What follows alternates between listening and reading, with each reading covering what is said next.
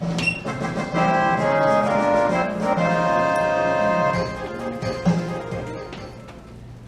be or not to be, that is the question. Boo! Where there is nobler in the mind to suffer the slings and arrows of outrageous fortune. Boring! Arms against a sea of troubles, This and by stinks. opposing end them. Get off the stage! Be quiet or I'll throw my skull at you! To be or not to be. You did that already? Look, buddy, what is your problem? Pretentious crap. Door's right there. Arms against the sea. Of troubles, thank you. Arms against a sea of troubles, and by opposing end them. Arms against a sea of troubles. It's no good. I'll have to start from the beginning. Hope you're happy. I'm not. To be. You know what? If you think Shakespeare is pretentious crap, why are you here? Because it's called I Hate Shakespeare? It's ironic. Now you tell me. To be. I mean, what's so great about Shakespeare anyway? To be. Everyone goes on about how great Shakespeare is. I don't get it. To be. He's so boring. To. The plays are too long and complicated. Nobody understands the words, and the jokes aren't even funny. No, son of a. Not to mention, nothing he talks about has anything to do with anything today. Nothing. That's what Shakespeare means to me. Nothing. Absolutely nothing. Well, I'm sorry if it's not as easy to follow as Blue's Clues, but some things in life require a little effort. Well, that's your winter of discontent right here. Look, all I know is someone told me to come out here and do the famous soliloquy from Hamlet, which is a great opportunity for me, so piss off. What's the big deal about Hamlet? Why does everyone get so excited about Hamlet? It's a quintessential story. He's a remarkable tragic figure who reflects the dichotomy in us all. He's the biggest wuss in literature. Look, all he has to do is kill one guy, one bad guy, and he spends hours agonizing about it. And when he finally decides to do something, he screws it up and a bunch of innocent people die, right? You're missing the... Right? If you want to be simplistic, Right? fine, you're right. Told ya. But there's more to it than that. He's a tortured soul who exemplifies man's indecision in the face He's of... wishy-washy with a capital wishy. That is just so ignorant. Look, tell me the story and I'll prove it to you. Fine, come up here and I will. Hold my skull. Okay, so I'm Hamlet, right? Prince of Denmark. I live in Elsinore Castle. Could you fix Elsinore Castle?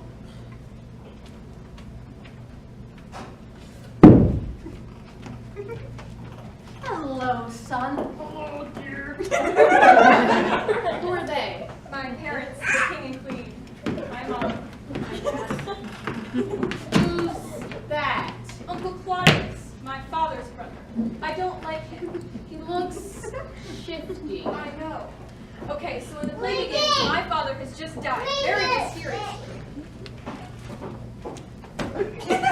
Claudius has stepped in and married my mother and become king so fast that they served the leftover cold cuts from my dad's funeral banquet at their wedding feast.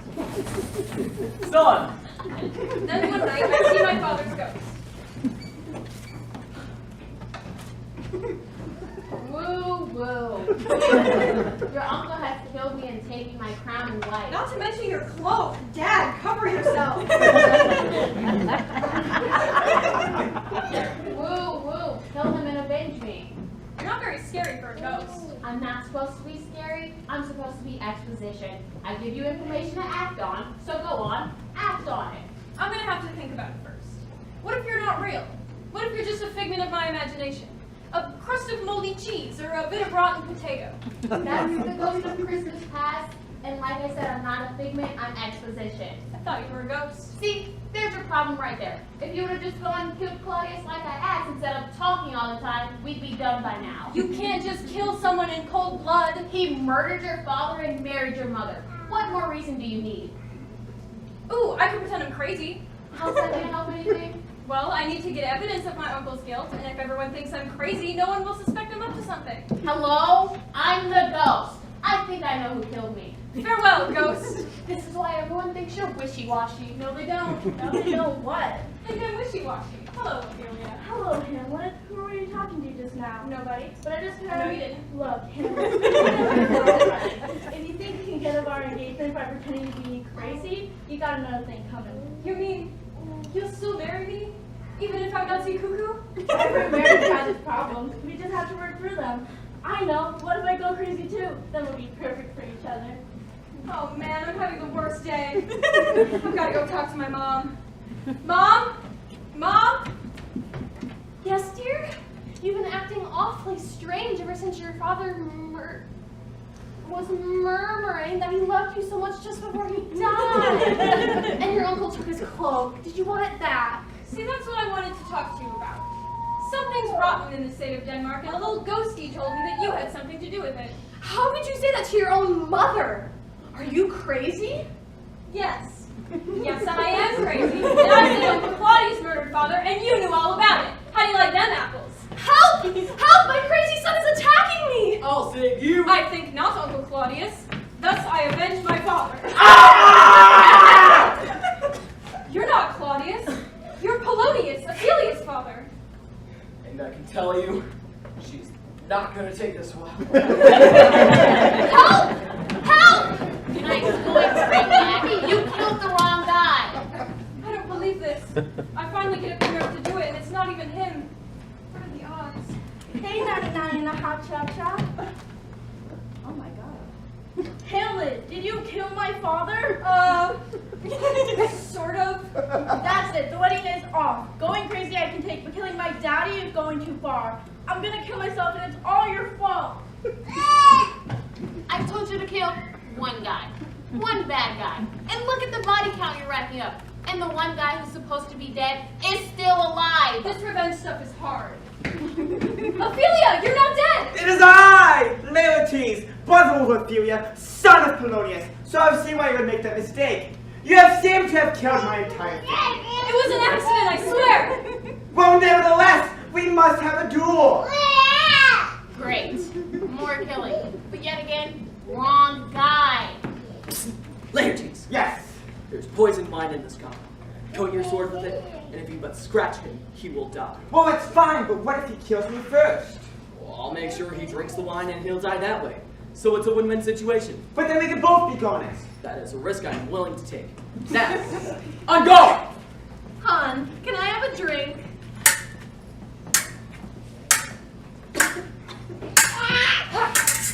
Ha-ha! Gotcha! 'Tis but a scratch. Oh! Now that's what I call a wound. Hey! That hurt! Don't drink the wine. Why, bad year? Oh, not again! Okay, I had nothing to do with this one. Hamlet, your uncle! Killed my father and married my mother, I know. Well, yes, but he Needs also... to be taught a lesson, I know. Well, yes, but... He looks terrible in that cloak, I know. Look, will you just shut up for a second and let me talk? Hamlet, your uncle poisoned the wine, poisoned my sword, and now we're both goners. Now that I did not know. I know. Oh, come on! If you would have just listened in the beginning, You are the cause of all this death and destruction. or really he's the cause. I just wanted to be king. And comfortable. Is that so wrong? Take that! Bury me in your father's cloak. It's so warm and fluffy. I regret nothing. And so it's finally over. And so it's finally over! If only it didn't have to end like this. It wouldn't have if you would have listened, Mr. Wishy-Washy. The rest is silence.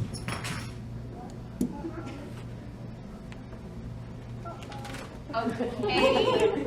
Enough silence. Can we have some applause?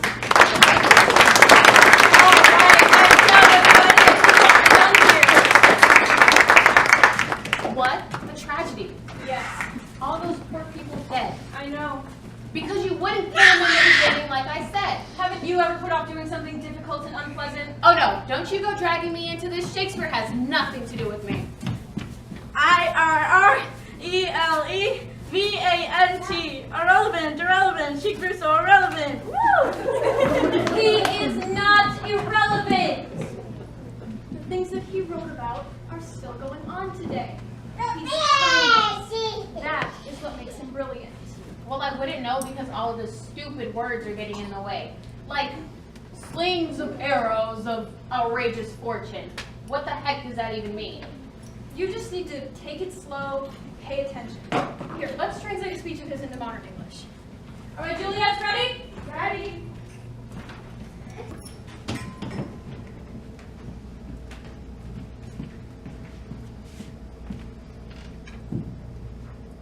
Oh, Romeo, Romeo, we're out there, Romeo.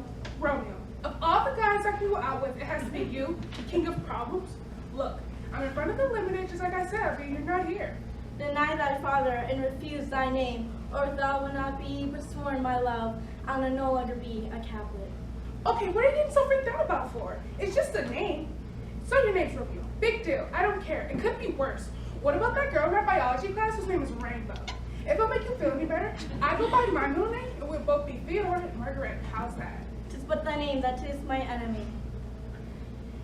What are you getting so freaked out for anyway? It's just a name. It's not like some deformed face they can't fix or anything. You know I like you no matter what you're called. Thou art thyself, though not a Montague. What's Montague?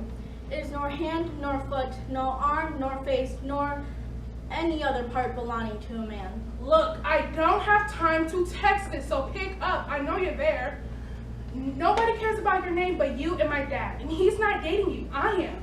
And it doesn't have anything to do with how cool your hair is, how excellent your tattoo is, or how like totally wicked your pure song is. What's in a name that which we call a rose, by any other name would smell as sweet. So Romeo would, were he not Romeo called, retain that dear perfection which he owes without that title. It's like we got our dog, right? Well, my mom wanted to name him Arfie. Well, even if we named him Arfie instead of Gandalf, I still love him as much as I do now. So even if your mom named you something even stupider than Romeo, you'll still be like the hottest boy in school. Romeo, adopt thy name, and for that name, which is no part of thee, take all myself. So get over yourself already, okay? I'm going to the food court, and when you're ready to grow up, you can meet me there and buy me some nachos or something.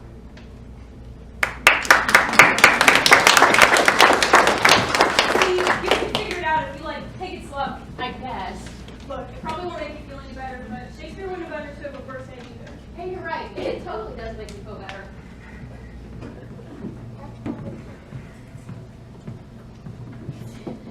And now, Zombie Theater proudly presents Richard the Thrid. Sorry, that's Richard the Third.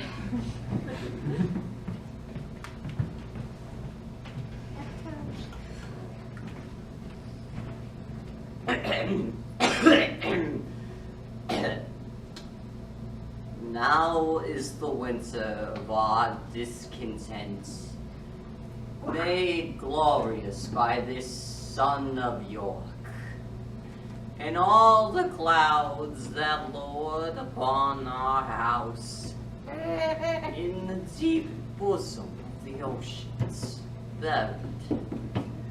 Now are our brows bound by victorious wreaths, our beruset arms hung up for monuments. Also, yes, wreaths, little one.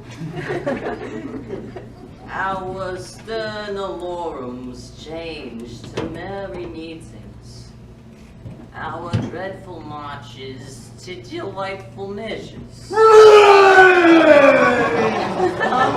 Now, great again.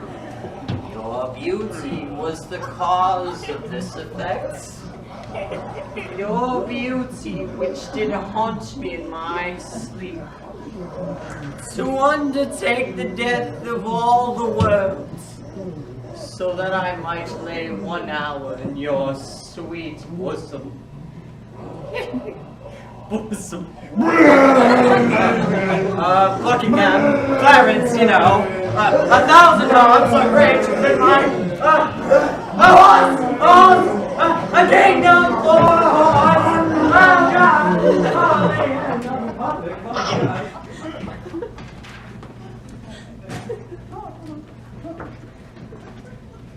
But now, let's take a moment to learn a little bit about the life of William Shakespeare with this British literary historian. Thank you, Mr. Narrator. Back in Shakespeare's day, record keeping was spotty at best, and so we simply do not know as much about the bard as we would like. For instance, we do know that he was born in Stratford-upon-Avon and baptized in the year 1564, We do also know that he was married at the age of 18 to Miss Anne Hathaway, Mr. Drysdale's secretary on the Beverly Hillbillies. Really? But there are many things we don't know about William Shakespeare. Did he actually write all those plays, or did someone else? Is he really buried in the hallowed ground of Stratford, or does he still walk on earth as one of the living dead? What? Did he really come from a distant galaxy far, far away to enslave mankind with some mutant telepathic powers? Excuse me? Was he really 20 feet tall with eyes that could shoot flames? Some say yes. No, they don't. And was he responsible for spreading the plague throughout England in the 16th century with his army of intelligent rat slaves? We may never know for sure. Yes, we will. He didn't. Since they have not been photographed together, it has been suggested that William Shakespeare and Queen Elizabeth I were really one and the same person. No, it hasn't. It's impossible to answer all these questions definitively, but one thing is for certain. Whether he was named William Shakespeare or Lulu von Gluckenstein, he is indeed credited with writing some simply smashing plays. Thank you, and good night. I don't think you're a real British literary historian after all.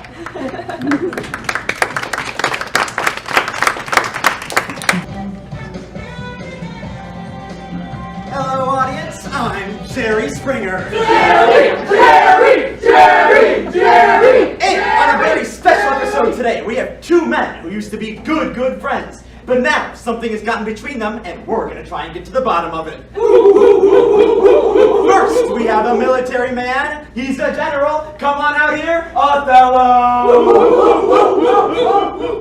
Next, we have his very good friend. He's also in the military. Please welcome Iago. And I think you know who that empty spot is for. When something goes this wrong between two men, there's gotta be a woman involved. Here she is, Desdemona.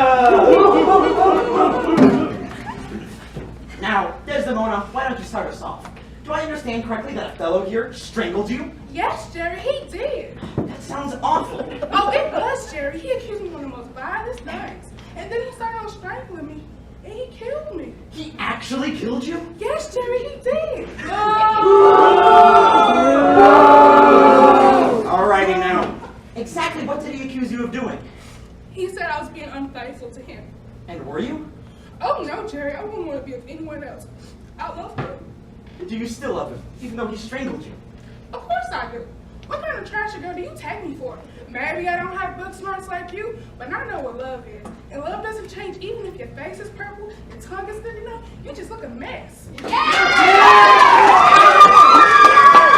Alright, now, Othello, why would you do something so terrible to this lovely lady? I don't know. You don't know? Didn't you? He had good reason. Come on, Iago, let's let Othello speak for himself. You'll get your turn. Yeah, that's right. I had a good reason. Don't you go on judging me, Jerry. You don't know me. I had a good reason. A good reason? Othello, you're a highly respected man. Your wife loves you. You're a general. What good reason could you possibly have for strangling her? Well, I was gonna poison her, but Iago said that I should strangle her instead. You listen to everything that Iago tells you to do? Well, I don't know. If Iago were to tell you to jump off a bridge, would you? I don't know. Yes, he would, because I'm his good friend. And if I told him to go jump off a bridge, I'd have a mighty good reason to. Maybe he was on fire or something. So you are his good friend? Well, I thought so, until he went and promoted that McCassio over me. What's McCassio ever done for him, I'd like to know. Does that make a fool of him? And if it weren't for me, Othello here wouldn't know what was going on right under his very nose. What was going on right underneath his very nose? She was playing a big time. Yeah, she was all unfaithful to me with my friend Nick Cassio, the guy I promoted. That's a lie. That's a lie, and you know it. You take that back. Jerry! Calm down. Sit down. Alright, Othello, how do you know she's being unfaithful to you? Did you catch them together? Well, not exactly. Then how did you know? Oh, that's right. He had her handkerchief. I told you almost sat down by the Piggly Wiggly. Wait. That's it? That's how you knew they were together? He had her handkerchief? That's why you killed her? Okay, look, I know it don't sound so good when you put it like that, but It made more sense when he explained it to me. Iago, you mind explaining it to us? He's a sucker, Jerry! Alright, maybe I tricked him with the handkerchief thing my wife found it and I planted it in Cassio's room. But if this big dumb ox weren't suspicious in the first place, he wouldn't have believed me. If he really trusted her, he wouldn't have listened to me. I just told him what he wanted to hear. You set me up? What you gonna promote him over me for? That's what this whole thing is about? A promotion? That's what I got killed for? Well, what have we learned here today, folks? You can't make someone believe something that they don't deep down really want to believe. So make sure that make sure what you believe in is worth believing. Take care of yourself and each other. Jerry! Jerry! Jerry! Jerry! Has this ever happened to you? How's this, Sheila? It's great, Ted. It was swell of you to suggest a picnic. It was floating to the beach. You still look swell in that bathing suit. It's sure it's slow of you to say so. Say, don't those ocean swells look swell? I'm gonna learn to surf someday. Really? That'd sure be swell. You're spending a day at the beach, cold drink in your hand, your favorite sandwiches. It couldn't be any sweller. Until out of the blue, trouble. Hey, that man kicked sand on me. Excuse me, sir, but I think I was making you an apology. Say, you're right. Ma'am, I am so terribly sorry Thank you. that you're forced to spend the day with such an irresolute, pathetic washout. Well, I never. Say, wouldn't you rather spend your time with a more well-spoken, bearded scholar like myself? Ted, say something. Well, that's very uncalled for, sir. Is that the best you can do? I'm sorry, Ted, but I like a man with a strong vocabulary and, well, he really has it.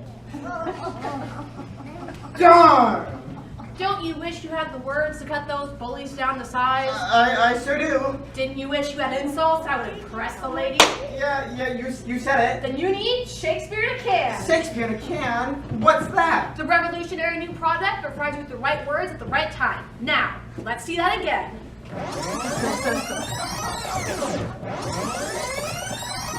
It was swell of you to suggest a picnic. It was swell you to think of the beach.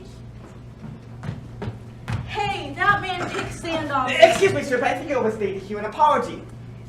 Say, you're right. Ma'am, I am so terribly sorry Thank you. that you're forced to spend the day with such an irresolute, pathetic washout. Well, I never. Ted, say something. Thou art a punchy, full-born kinkerblossom. What? You heard me? Yeah, well, I'm rubber. You're glue.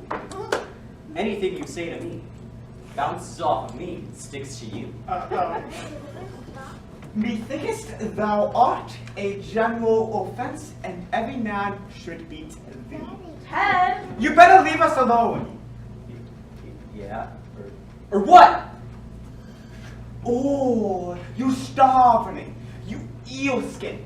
You drive newtstone. You Bose pizzle. You stuck fist. I call you a poisonous bunt-backed toad. Oh my god, stop. Now leave thou love of folly for me. You are quality, parts marked barred, and you are not worth another word, else I call you knave.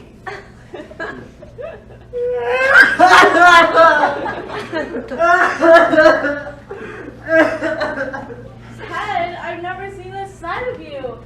Say another one. Here is a childish, dismal pot tuck that has no more brains than I have in my elbows. Oh, Ted. Forsooth, and it tastes good too.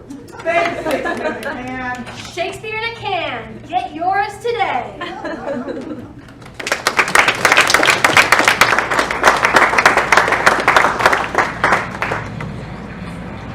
How do you think it's going? Pretty good. I mean, they all seem to like it. It's a nice house, so we're all set for the intermission bake sale? Just don't eat the brownies. Miss McPherson made them. Ugh, thanks for the tip. So you ready to go on? Know all your lines? Yeah, I mean, how hard is it to say moo? Why would you say moo? Because I'm a cow. Wait, why are you just like a cow? You're not a cow, you're a clown. Why would Shakespeare put a talking cow in King Lear? Why does Shakespeare do anything?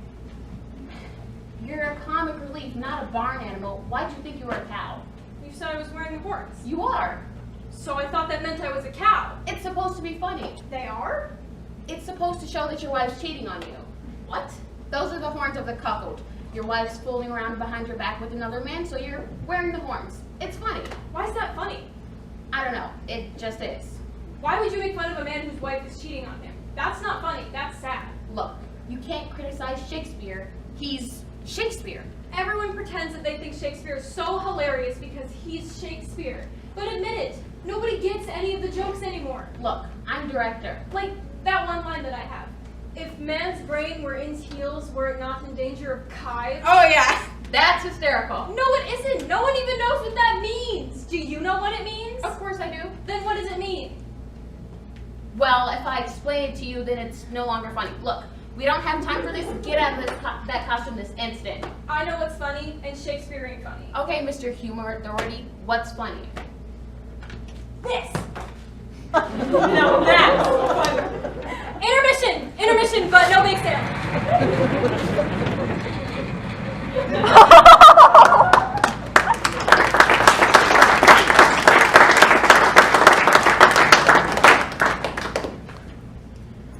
There will be a 10-minute intermission for Kyla to get cleaned.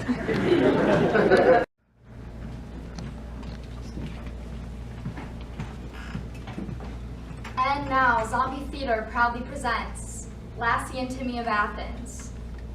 Sorry, that's Timon of Athens.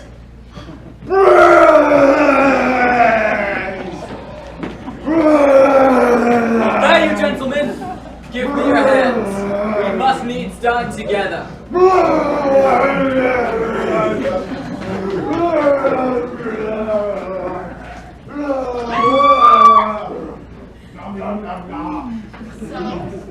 how you liking it so far? I'm starting to think Shakespeare's not the suck-up old fart I always thought he was. Don't worry about the words so much. Just enjoy the story. For instance, the Scottish play. You should like that one. It's got ghosts and murders and witches and a crazy lady who thinks that she's covered in blood. I've never heard of the Scottish play. Well, it's actually called What? I can't say it. It's bad luck. Bad luck. You can't say the name in the theater or all kinds of bad things are going to happen. You're kidding me. I'm not. So tell it to me if it's such a great story. Okay, but we just can't use the name. So it starts out up in Scotland in a storm with these three witches.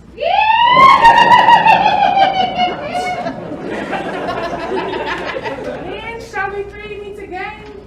And thunder, and lightning, or rain? Then these two generals walk by, Banquo and Macbeth. You said it! You said it! See, I told you it's bad luck. Banquo, Mac, Banquo's friend. Back from the war, see? Alive! The forces of King Duncan, of course. You should have seen Max. My companion here. He fought most terrifically. All hail, Thane of Glums! That's me! All hail, Thane of Cawdor! I wish. He has a bonny castle. All hail, King Macbeth! Surely you jest. It's true we're related, but Duncan our king is in excellent health, and he has those two fine sons, Malcolm Bane and Donalbain. I shall never be king. Do me, do me! You won't be king yourself, sweetie, but your kids will. What a witch! It's the best what you do. Take it or leave it. Beware. Beware. Beware. That was odd. I know, where is that music coming from? What's a thing? A lord, you know, like a nobleman. Banquo, Banquo's friend. Great news from the king. In honor of someone's valor, he has decided to make someone Thane of Cawdor. What about the old Thane of Cawdor? He had to go somewhere. What are the odds? First they call you Thane of Glums, then they call you Thane of Cawdor. Now you are Thane of Cawdor. I wish I was Thane of Cawdor. We all can't be Thane of Cawdor. Do you think that means I'm gonna be king too? Probably. You can always trust witches. I don't think they're trying to trick you or anything. Where's that music coming from? Cool. I better write a note to my wife to tell her about the promotion. Take 11. Dear wife, how are you? I'm fine. Guess what? The war is over and we won. A minute ago, I met 3 witches, and the strangest thing happened. So maybe I'll be king someday and you'll be queen. Wouldn't that be neat? Love your husband, Macbeth. Sorry. Imagine. Queen me. Bow down, you filthy peasant scum, or I'll crush you like a worm. But when? When? Duncan could live for years yet. He's got those 2 sons of his. It's gonna be murder coming up with this scheme to get rid of him. Why? There's the doorbell. Come on in. Hun, look who I brought home for dinner. The boss! What was that? Nothing. King Duncan? Ah, Macbeth. My bad. I was just here to visit my favorite thing. You know, I just gave him a promotion, you know? I know, that's so thoughtful. I'd show you to your room so you could freshen up, but I'm needed here. It's the 3rd door down on your left. Wait. Am I supposed to get off right now? What? That's it? I had to come to all these rehearsals for just 2 stupid lines? Just go! Fine. Then I shall go to my room anon. Thank you for your hospitality, Lady Macbeth! What the heck? Here, we got something. Keep going. The raven himself is horse that croaks the fatal entrance of Duncan. Under my battlements come thick night, and pall thee in the dunnest smoke of hell, that my keen knife see not the wound it makes, nor heaven peep through the blanket of dark, to cry, hold, hold. What? Let's kill him. Let's murder him most foul and make it look like his servants did it. Then we can get rid of those sons of his and make ourselves king. If it were done when 'tis done, then 'twere well it were done quickly. Easy for you to say, I'll get the knives. Wait! We will proceed no further in this business. He hath honored me as of late.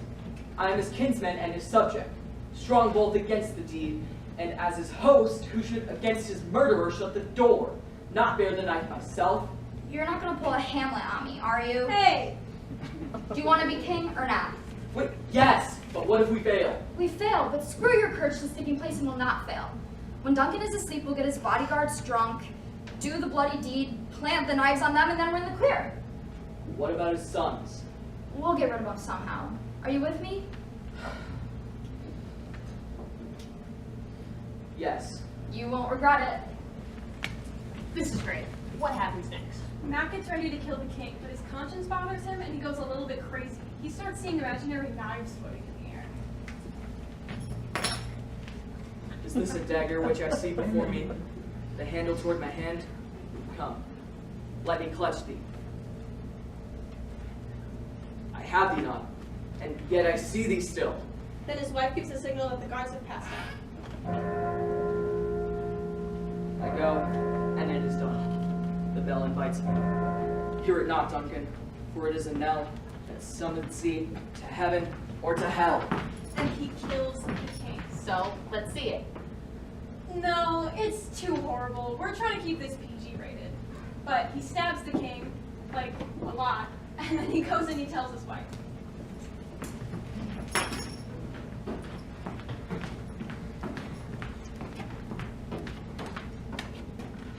I have done the deed. Why do you bring the daggers from this place? They must lie there. Go, carry them, and smear the sleepy grooms with blood. I'll go no more. I'm afraid to think of what I've done. Look on to again. I dare not. Infirm of purpose, give me the daggers. The sleeping and the dead but are as pictures. 'Tis the eye of childhood that fears a painted devil.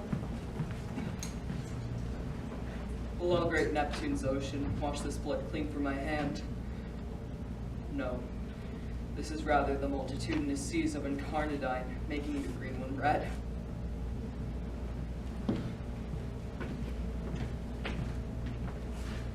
hands are of your color, but I shame to wear a heart so white. I don't feel so good. Just wash it off. Sheesh, what are you, a little girl? So, do they get away with it? They do. Bodyguards get claimed, and Mac pretends to go crazy with grief and kills them before they can protest their innocence. And what about the king's sons? They get scared and flee the country, so Mac becomes king just as the witches predicted. But we all know crime doesn't pay. Right. He feels guilty and afraid. Remember what the witches said to his friend Banquo? I'll get you, my pretty, and your little dog too. That's the wrong show. Sorry, you'll be king yourself, but your kids will. So he's afraid that Banquo will somehow depose him. So he invites him and his son Fleance to his castle for a banquet. Wait, Leon's? Great name. Check the program, smart guy. You're listed as unhappy person in audience. At least I've got a name. And he arranges to have them killed as they're riding to the castle. Ha! Take that! And Banquo is murdered. And that! But Fleance gets away. Ha! Loser! Darn! Then at the party that night, Mac gets a very nasty surprise.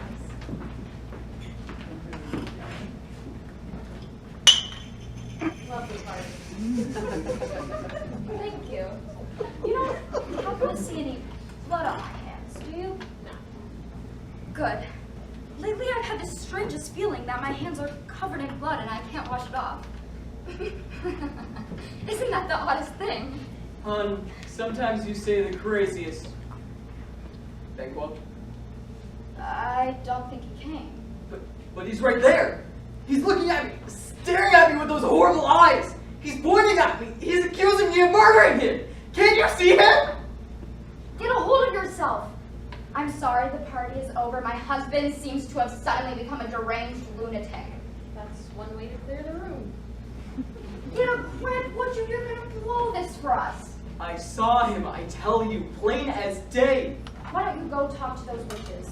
They'll put your mind at ease.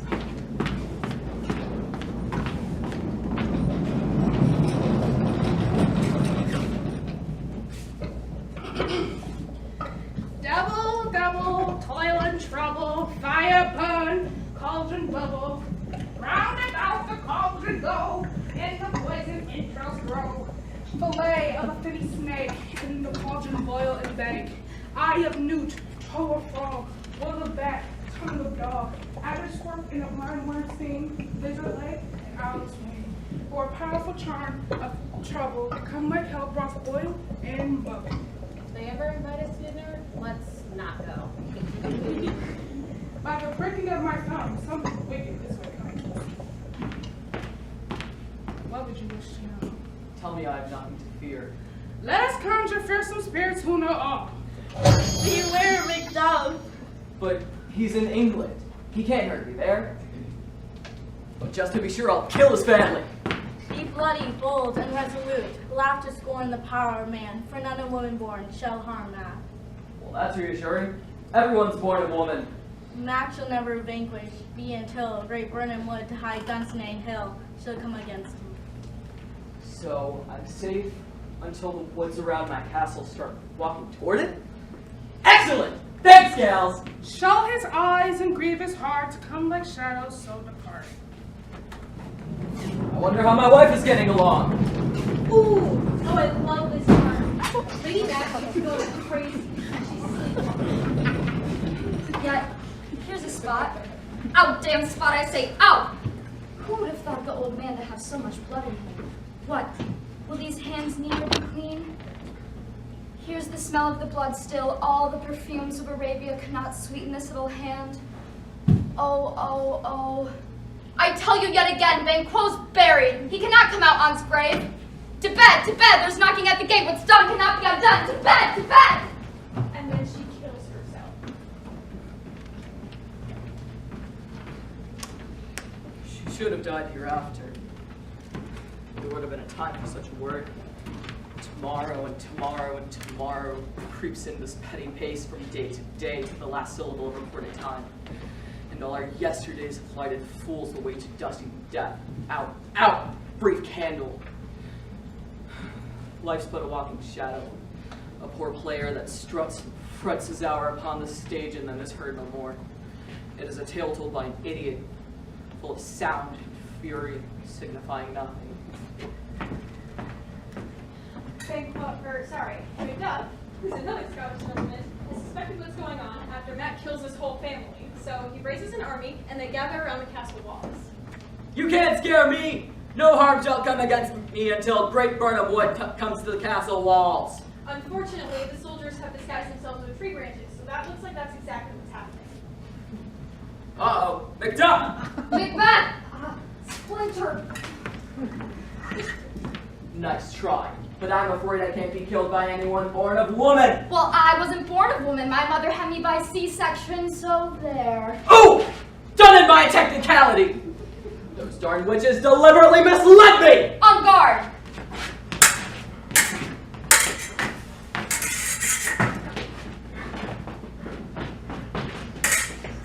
So? Me, of course. Order must be restored. Huzzah! So, what'd you think? Pretty good. And it wasn't too hard to understand, right? No, I think I got most of it.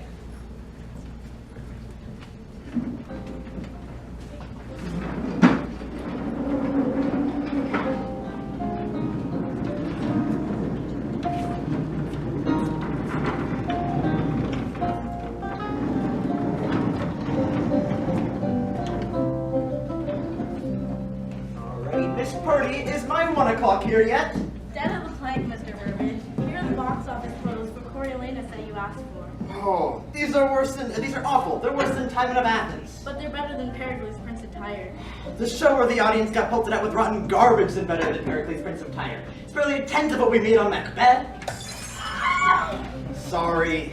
Every play can't be the Scottish play, Mr. Burbage. Look, the Lord Chamberlain's men can't afford another Coriolanus. It'll ruin the company. Is Bill here yet? He's in the waiting room. Great. Has he said what his latest play is about? It sounds like another romantic comedy. Not more mistaken identities. Why can't he understand that men in drag are funny, but women dressed as men are dull? I don't know, Mr. Burbage. I think he mentioned a husband who suspects his wife is cheating on him. That's not what's hot right now. Send him in, Miss Purdy. Yes, Mr. Burbage. And shut that bloody loop music up.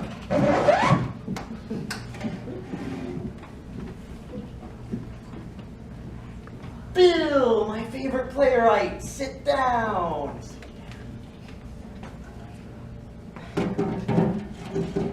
How you doing? I'm fine.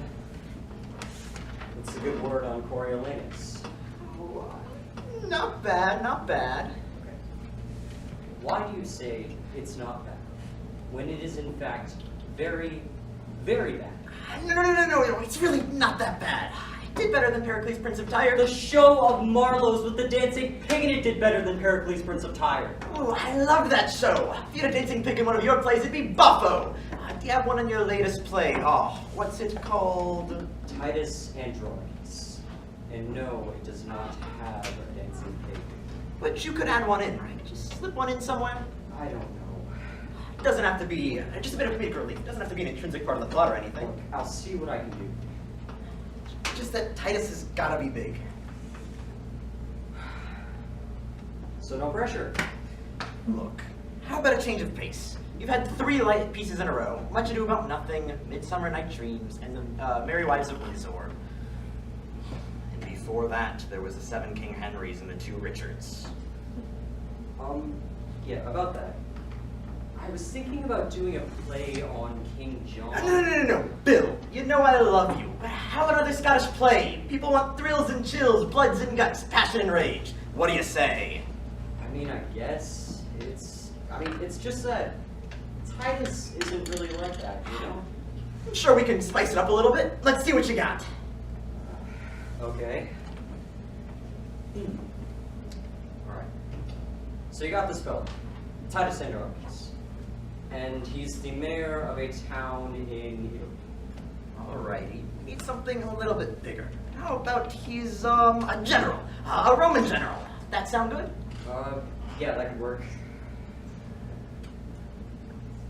And he's been away on a business trip for a few months.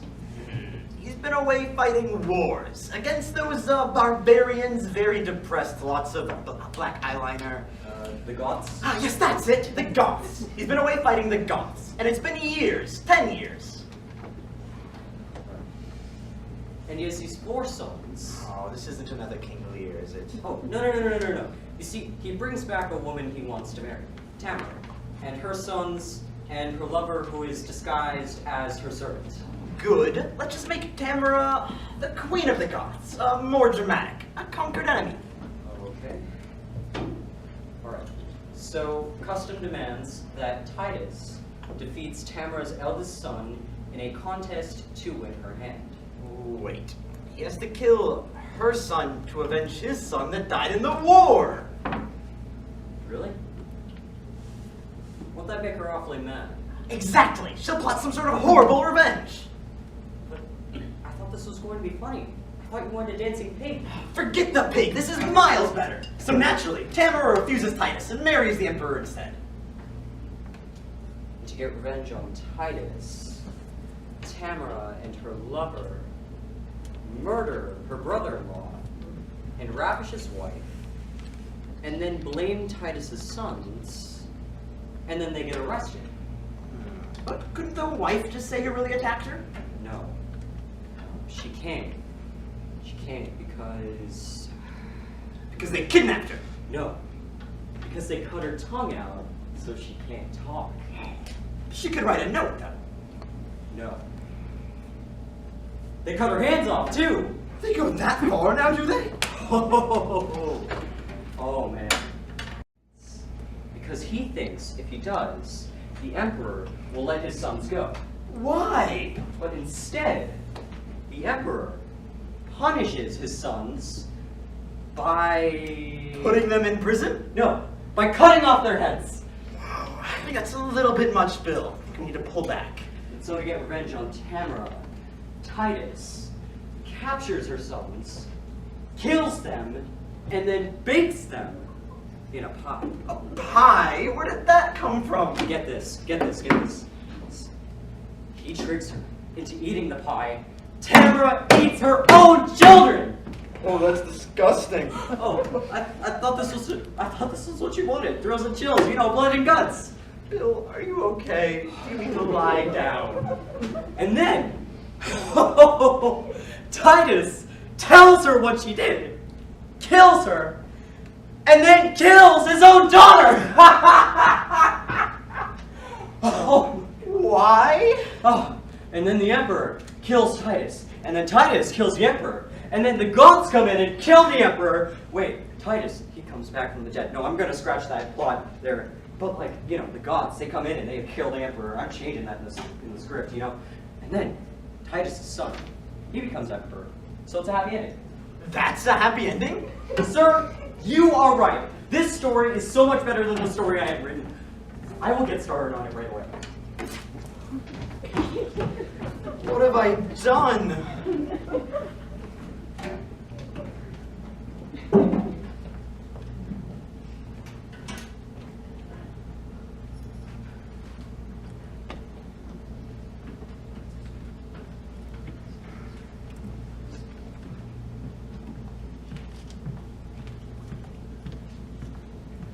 And now, Zombie Theater proudly presents Orange Julius Caesar Salad. Sorry, that's Julius Caesar.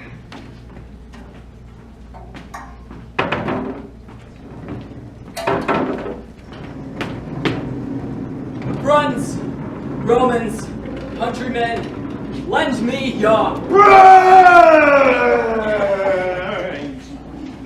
Brains!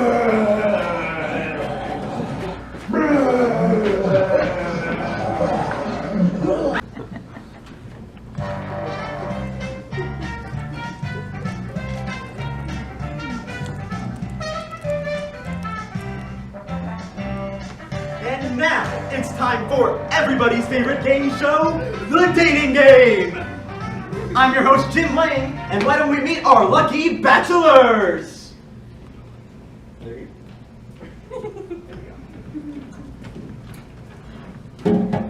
Here they all are. And bachelor number 1, why don't you mind telling us your name and a little something about yourself? Dude, I'm Romeo Montague. I live in Verona Beach. I like surfing, skateboarding, and dueling. I hate the Capulets, because Montagues rule. Alrighty. Well, bachelor number 2. Hello, my name is Paris. I'm a count. I also live in Verona and I'm looking to get married. You're pretty serious about this, aren't you? I am. Alrighty. Bachelor number 3. Hi, I'm Bob. I'm a claims adjuster for a major insurance company, and I'm sorry. I don't think I'm supposed to. And now let's meet our lucky bachelorette. She's also from Verona. Her name's Juliet, and here she is. Juliet, why don't you mind telling us a little something about yourself? Jim, my parents are trying to make me marry some awful guy that I don't even know. Can you believe it? It's really bumming me out. I'm trying to find someone who can take me away from all their prosperity. That's an awful lot of pressure to be put under. We'll fall deeply, madly in love, and he'll make all my dreams come true, and we'll live happily ever after. You know we're only sending you to Van Nuys for a weekend, right? I'll show them I can make my own decisions and live my own life, and I don't need their help. Thank you very much. Alright, well, I think you know how the game's played, so why don't you ask your first question? Bachelor number 1. I'm thinking of getting a tattoo. Which one would you pick up for me and why? Alright, so I get you a bitchin' skull on fire with a sword going through it and a snake coming out the mouth. But I was thinking more of a pink teddy bear. Okay, I see where you're going with this. So, I get you a pink teddy bear Okay. that's on fire with a sword going through it and a snake coming out the mouth. Ew, why would I want that? Because to hang with me, Juliet, you gotta be totally shredded. What if I want to be totally shredded? All the skater chicks who hang with me are totally shredded. You do too. I don't even know what that means. Anyway, bachelor number 2. My friend said he has tickets to see Pink in concert, but it's a school night. How would you help me sneak out? Well, I could certainly have my servants take care of that for you, but I think you should listen to your parents and do exactly as they say. You should honor and respect them and marry who they tell you to. What a buzzkill. Ouch. Quick question, how old are you? 14. That seems a little too young to be playing this. Bachelor number 3. My Hello Kitty backpack falls in the mud on my way home from school. What would you do? Well, I guess I'll just take you down to the mall and get you a new one. And? Some ice cream to cheer you up. Excellent. I like it. Alrighty, round number 2. Bachelor number 1. Do you believe in true love? A love at first sight? A love that leads to a wonderful marriage and nothing can stand in its way? I don't know, Bachelor Chick. This is a pretty heavy question. Bachelor number 2. Same question. I have very strong feelings about marriage. Excellent. I believe marriage is a political and economic union to ensure the survival of family. It should be entered into as solemnly as any other business contract, and love certainly has no place in it. You don't believe in love? Oh, I believe in love. I just don't think it has anything to do with marriage. Then why get married at all? To forge ties between families, to increase financial gain, and to produce children, of course. Every man must have an heir. Ew, what about my figure? Between the disfigurement of smallpox and the almost certainty of dying in childbirth, your figure is the last thing you should be worried about. Did I mention you could be burned as a witch if I get tired of you? Bachelor number 3. Do you believe in love and marriage? Well, of course I Excellent, do. he's the one. You know there's still 2 more rounds. He's the one. Alright, well, let's meet the bachelors you didn't choose. Bachelor number 1. Ow, what a fox. Ooh, he's cute. Can I change my mind? No, I'm sorry, you didn't choose Romeo Montague. Montague. I hate Montague. Wait, she's not Julia as in Juliet Capulet, right? Dude, I'm sorry, dude. Montague stink. Montague's rule! Alrighty, bachelor number 2.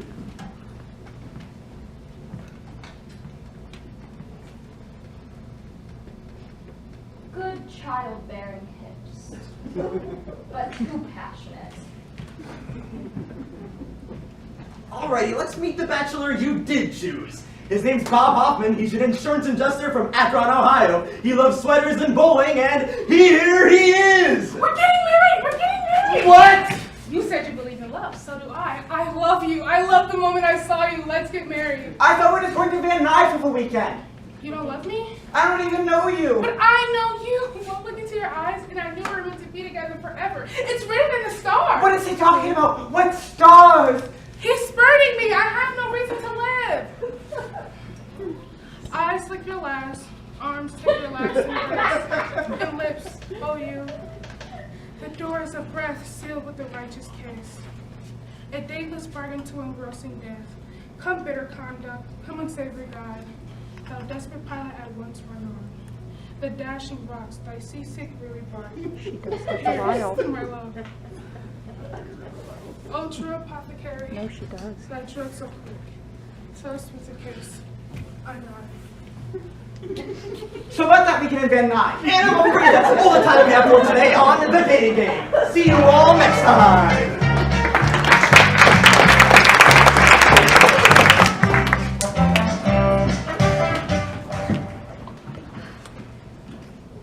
So, did you enjoy yourself? I guess it wasn't as bad as I thought. Oh, come on. Some of that was pretty funny. Yeah, I like the zombies and the pie. Is there any pie left backstage? We can check. So are we all done? Well, there's actually just one more part that we need to do. You need to end every Shakespeare play with this one speech from Midsummer Night's Dream.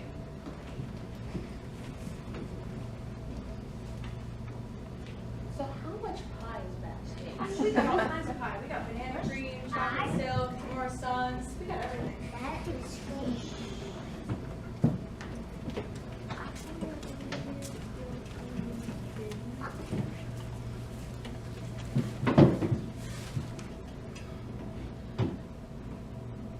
If we all have offended, think but this, and all is mended.